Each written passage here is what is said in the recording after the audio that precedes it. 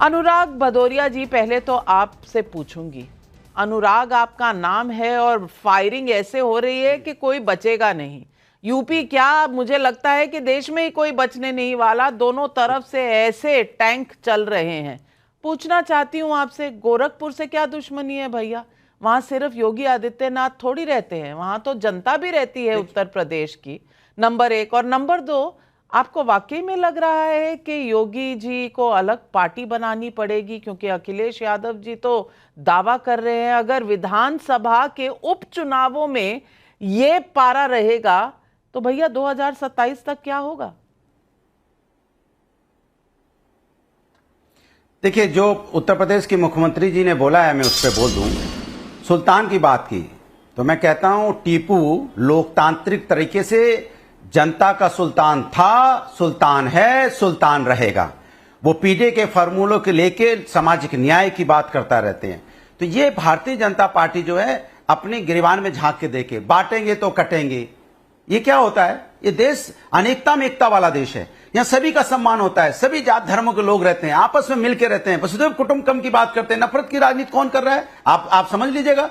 फिर कहते हैं लाल टोपी वाले। अरे लाल रंग तो बड़ा शुभ माना जाता है, शादी के जोड़े भी लाल होते हैं, हम क्रांतिकारी का रंग भी लाल होता है। आप किस तरह की बातें कर रहे हैं? मतलब आपको अगर लाल रंग, समाजवादी पार्टी लाल टोपी पहनते हैं, कल समाजवादी पार्टी उत्तर प्रदेश की सरकार में आई। दोस्तों आपने शुरू में डिबेट देखा ही होगा, क्या बातें चल रही है। बातें यूपी से निकल कर आई है। अनुराग भदौरिया हैं और सुधांशु त्रिवेदी हैं, जिनके बीच डिबेट चलने वाला है, क्योंकि बाकी सब तो पीछे पीछे हैं। यही दोनों सबसे फ्रंट पेज पे लड़ने वाले हैं। ये बता रहे हैं कि अखिलेश यादव क्या कर रहे हैं और योगी जी बुलडोजर क्यों चला रहे हैं। अगर उनकी सरकार गई तो और अखिलेश यादव की सरकार आई तो सारे बुलडोजर का मुंह को गोरखपुर की तरफ मोड़ दिया जाएगा। तभी एंकर महोदय बोलते हैं कि उधर तो लोग भी रहते हैं। तो बने रहिए हमारे साथ, ऐसे ही देखिए पूरा वीडियो। 37 सीटें और इंडिया गठबंधन को 43 सीटें दी हैं, इनको हराया है, 33 सीट पे समेट दिया है। फिर भी समझ में नहीं आ रहा है कि जनता के मन को नहीं समझ पा रहे हैं। फिर भी वही नफरत की बात करते चले जा रहे हैं और फिर बार बार कहते हैं हिम्मत। अरे हिम्मत की क्या जरूरत होती है?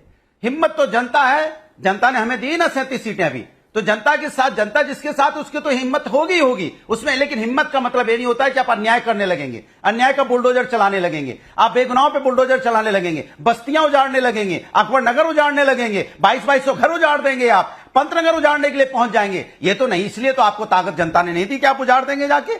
सवाल उठता है कि भारतीय जनता पार्टी बार बार इस तरह की बातें क्यों करती, मुझे समझ में नहीं आता। दूसरी बात, ये भेड़िए, एक मैं 2 लाइन बता दूं तो समझ में आएगा। अब आप 120 सेकंड बोल चुके, लेकिन अन्याय का बुलडोजर एक तरफ कहते हैं और वही बुलडोजर गोरखपुर की तरफ मोड़ने की बात करते हैं। तो कहीं ना कहीं आपकी बातों में ही आपस में कॉन्ट्रडिक्शन है। सुधांशु त्रिवेदी जी, जवाब।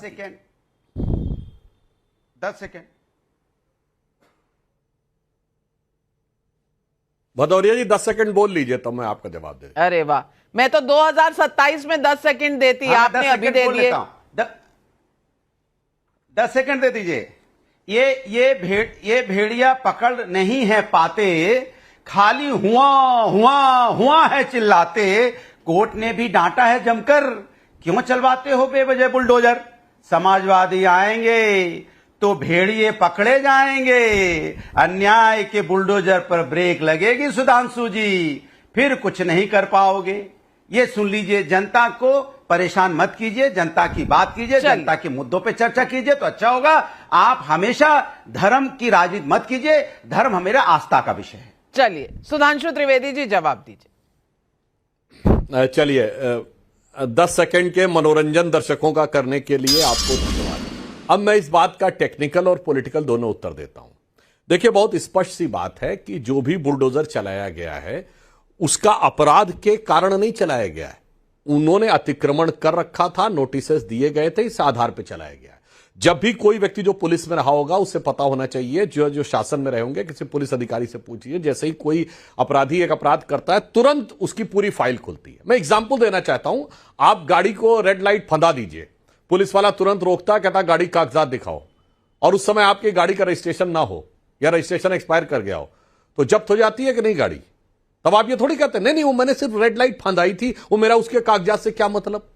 अच्छा, यहां पर तो एक और बात है, वो आप घर जाएंगे और कागजात लाके दिखा देंगे, गाड़ी छुड़ा लेंगे। पर अगर गाड़ी चोरी की होगी तो गाड़ी गई ना, तब तो आप सिर्फ यही कहेंगे देखो मैंने तो केवल लाइट फंदाई थी और बदले में मेरी गाड़ी जब्त कर ली गई। क्योंकि ये सारी की सारी जमीनें इलीगल थीं, इसीलिए पिछले 7 साल में इनको कोर्ट से कोई रिलीफ नहीं मिली। और इससे दर्शकों को यह समझना चाहिए कि समाजवादी पार्टी के शासनकाल में कितना कब्जा किया हुआ था, कितना गैर कानूनी कब्जा इन्होंने अपने लोगों और अपने समर्थकों को करवा रखा था। और यह सिर्फ हमारा आरोप नहीं है, मायावती जी की सरकार भी यह बात कह चुकी है कि समाजवादी पार्टी कैसा कब्जा कराती है और वो कब्जा छूट रहा है, इस कारण से यह समस्या उत्पन्न हो रही। और एक लाइन और कह दूं नाविका जी, यह मामला सिर्फ बुलडोजर और यूपी का नहीं है, यह एक मानसिकता का है जो हर अपराधी के साथ खड़ी होती है। ये यही सपा की सरकार है जिसने लखनऊ, फैजाबाद और वाराणसी के जिला परिसर, अदालत परिसर में हुए धमाकों के लोगों का केस विड्रॉ करने की बात कही थी। ये वही मानसिकता है जो कि शाहजहां शेख के साथ खड़ी होती है महाराष्ट्र में, और ये वही मानसिकता जो केरल में खड़ी होती है लव जिहाद करने वालों के साथ। ये वही मानसिकता है जो आतंकवादियों तक का बचाव करती, सदैव अपराधियों आतंकवादियों से सहानुभूति होती है, जो याकूब मेनन की जुडिशियल किलिंग और अफजल को हालात का मारा कहने लगती है। इसीलिए सदैव समाजवादी पार्टी की सहानुभूति ऐसे ही लोगों के लिए होती है। और मैं दर्शकों को याद दिलाना चाहता हूं, अनुराग भदौरिया जी भी एक बार मेरे साथ डिबेट में उसमें रह चुके हैं, जब योगी जी ने विधानसभा के पटल पे बोला था माफियाओं को मिट्टी में मिला देंगे, तो कुछ कहने की जरूरत नहीं पड़ी, एकदम स्प्रिंग की तरह उछल कर अखिलेश जी ने कहा था आप ऐसी भाषा कैसे बोल सकते हैं। तो समझ में आ रहा था कि अरमान किसके मिट्टी में मिल रहे हैं और किसके अरमान टूट रहे हैं। जवाब दीजिए अनुराग भदौरिया जी। जवाब 2 सेकंड का। देखिए, सुधांशु जी गाड़ी पे चढ़ गए, स्टीयरिंग भी पकड़ ली उन्होंने, रेड लाइट भी जंप कर गए। तो ये बताइए कि जो लखीमपुर के मंत्री थे उनके बेटे कौन सी गाड़ी चला रहे थे जो उन्होंने रौंद दिया? 4 किसानों को रौंद दिया था ना, कौन सी गाड़ी की स्टीयरिंग चला रहे थे? और कौन सा माफिया में वो मिट्टी में मिला दिया गया, मैं पूछना चाहता हूं। रौंदने वाले को मिट्टी मिलाया क्या आपने? बुलडोजर किया क्या आपका? वो तो रेड लाइट भी नहीं थी, वहां पे खुली रास्ता था, फिर भी रौंद दिया आपने। उसके बाद आप सन्नाटे में, बोलना नहीं है, चुप्पी साध गए, आवाज नहीं निकलेगी। 1 घंटे तक डिबेट करोगे तो आप नहीं बोल पाओगे कि वहां बुलडोजर चलना चाहिए। सुधांशु जी का जवाब, सुधांशु जी का जवाब, नहीं सुधांशु जी का जवाब अब आप सुनिए। आपने 2 सेकंड कहा था, सुधांशु जी जवाब दीजिए। भदौरिया जी, ये भरत मुनि के नाट्य शास्त्र से प्रेरित भाव भंगिमा दिखाने की बजाय तथ्य की बात करिए। आपने लखीमपुर में जिस घटना की बात कही, उस पे तो हमारे मंत्री का बेटा गिरफ्तार हुआ, एसआईटी ने उस पर रिपोर्ट दी, पर उसी समय 4 लोग लाठियों से पीट कर मार दिए गए। वो तो सरासर हत्या हुई। अगर यहाँ तक आए तो हमें उम्मीद है आपको वीडियो बहुत ही अच्छा लगा होगा। आपसे एक रिक्वेस्ट है कि आप हमारे चैनल को सब्सक्राइब करके वीडियो को लाइक कर दीजिएगा और बेल आइकन घंटे को प्रेस कर लीजिएगा, ताकि ऐसी वीडियो आपको हमेशा मिलती रहे। मैं आपको बताना चाहूँगा कि ये डिबेट कांग्रेस और बीजेपी के बीच चल रही थी, जो कि बहुत ही जोरदार चली।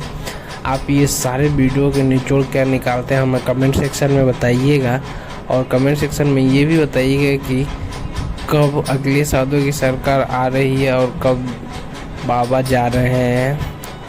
और ये डिबेट आपको अच्छा लगा हो तो अपने फ्रेंड सर्किल में शेयर कीजिएगा, और ज़रूर बताइएगा कि ये बुलडोजर एक्शन होना चाहिए या नहीं होना चाहिए। आप क्या तर्क रखते हैं, अपना जवाब हमें कमेंट सेक्शन में ज़रूर दीजिएगा दोस्तों। तो मिलते हैं हम अगली वीडियो में अगले टॉपिक के साथ। जय हिंद, जय भारत।